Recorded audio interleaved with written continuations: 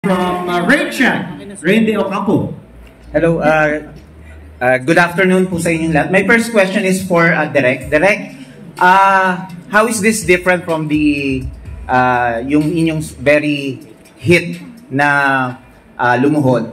And anong mga ginawa ninyo dito na kakaiba na talagang kakaabangan ng mga manonood natin? Actually, the real challenge is paano may ibang Lumuhod Ka sa Lupa sa Totoy Bato since yung bida namin kasama ibang mga cast ay tumatawid from that series papunta sa Totoy Bato, and even the production team, the creative team. But I think we are guided by kung ano yung sinimula ni Direk Carlo J. No? Magkaiba siyang kwento. Totally magkaibang kwento. Ang Lumuhod Ka sa Lupa definitely is a revenge story. Paano ipagiganti ng isang anak ang pagkawala ng kanyang nanay.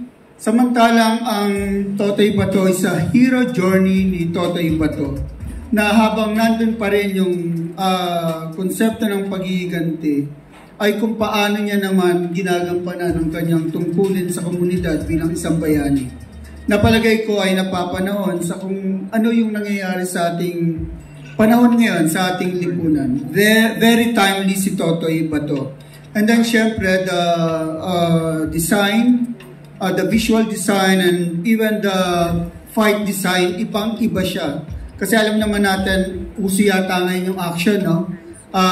Ang daming serye ngayon na gumagawa ng action. So, there's a conscious decision sa buong grupo. It's a collective decision na pag-ibahin kung paano namin ginagawa yung mga fight scenes na I think, hindi ko nga alam para ipinanganak si Kiko, pati yung ibang mga cast para maging mga action hero. So, yun. Ibang-iba siya. Definitely. Wala siyang bahid, wala siyang bakas ng Lumuhod Ka sa Lupa. Kung bumiyahe at naglakbay si Norman de la Cruz, ito naman, ibang-iba rin yung biyahe niya ni Totoy Bato. Ni Kiko bilang Totoy Bato. I think initially they tried to stick to the movies, but I think they're incorporating lots of the original material from the comics book. Also, Kiko, amazing what you said to like channel FPJ, right? But you're actually, it's a very heavy burden because you are channeling two kings.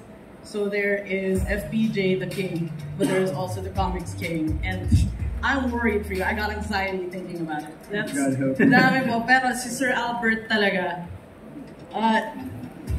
sobrang galing mo talaga.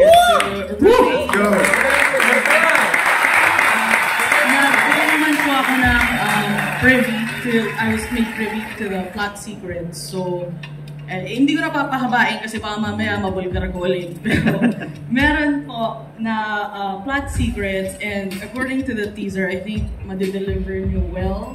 Ang daming magugulat, and like what Sir Art said, totoo po talaga yun. People aren't black and white, situations are not black and white, it's all a rainbow. Everything is rainbows, and a person's true colors isn't always just good or bad. Sometimes we're all the colors of the rainbow.